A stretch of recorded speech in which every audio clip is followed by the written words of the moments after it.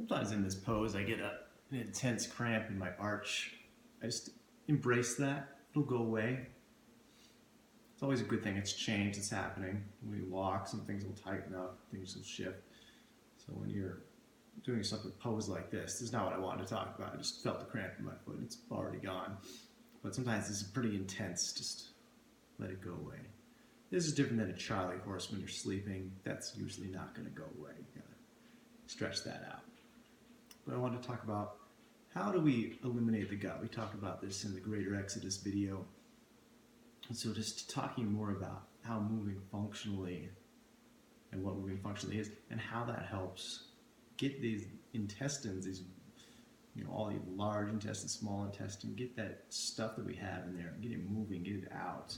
Because if there's just impaction, we're not eliminating properly. You talked about the peristalsis. Sometimes that's not great when we're constantly in a sympathetic state, that we have to do with more functional movement. So any type of hip flexor engagement is going to help. So this right here is a hip flexor engagement. It could be rounded and be here, and it's not going to work. So I have to engage those hip flexors and prop myself up. You can see this from the side probably better. So here, no hip flexor engagement. Here, I'm shifting my weight, engaging those hip flexors. You can see how I tighten there in the stomach. So we're lifting ourselves up. That's the iliopsoas engagement we're talking about. So if you wanted to sit like this, maybe work on your computer, that's going to help get the bowel moving and engaging. Because I'm breathing, you should feel restriction when you're breathing. You should feel like you're pressing up against something. People that just don't say they don't feel those restrictions in their spine.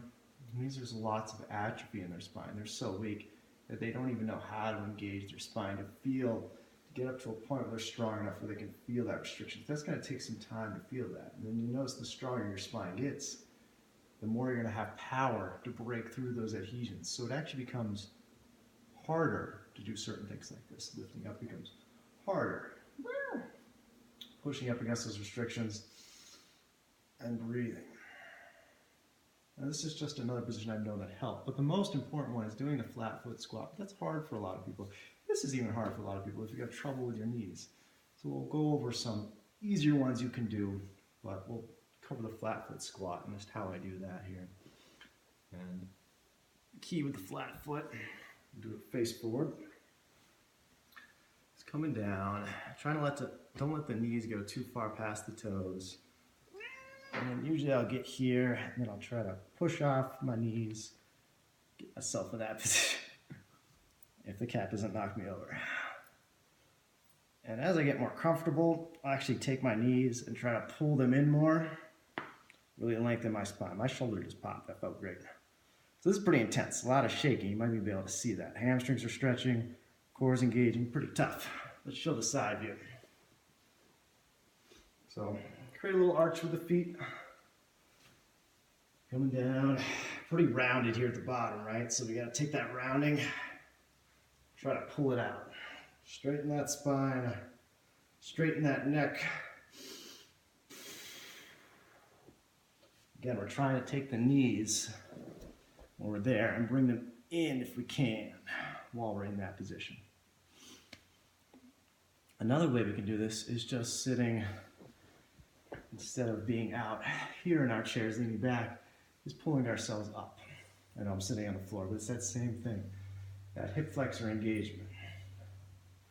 Lengthening the spine, creating more motion in our hips, putting our weight not on our low back or SI joints, propping ourselves up on our femurs.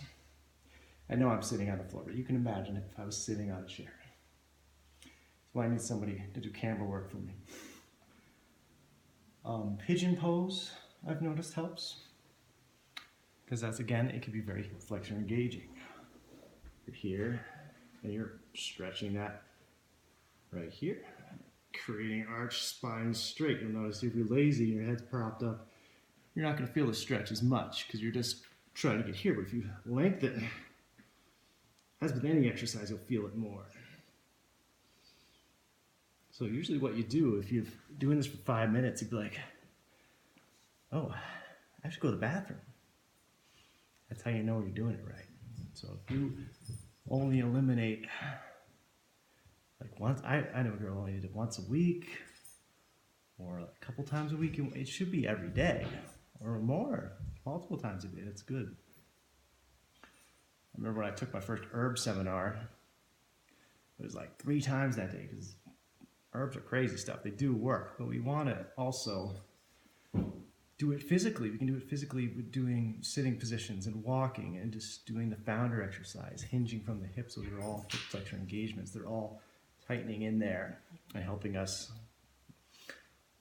get those bowels moving, helping simulate that peristalsis, which is going to help get all that fecal matter out, right? Which is causing that dysbiosis and putrefaction because it's in their lungs, starts fermenting. It's disgusting, right? So we're meant to have good regular cycles. So if your stool looks unhealthy, your gut is unhealthy. Make sense? It's not normal to have diarrhea and all this stuff. I mean, unless you're sick and you're fighting something. Well, you are sick if you have diarrhea. There's something in your gut that shouldn't be there, or you ate something that shouldn't be there. For most of us, the chronic issues, our gut is just not healthy, that we can process food, that we can absorb things well. When you got a lot of diarrhea, you're losing tons of nutrients, you're losing tons of water. In other countries, it's very deadly because they just can't get those nutrients in. They don't have good water supplies, they don't have good nutrients, and that leads to a lot of issues and death even. A lot of times it's a big cause of death, diarrhea. So we got to take it seriously. We just don't take it very seriously in this country.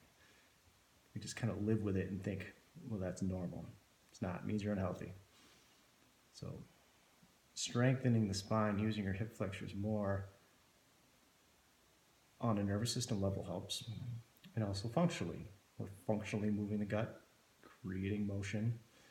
Instead of always having our gut be forward, we're engaging it. And that helps create a downward force. Otherwise, things are just locked up. Maybe some of you have seen the squatty potty. It's the same idea, but you're only getting that for what? A couple minutes.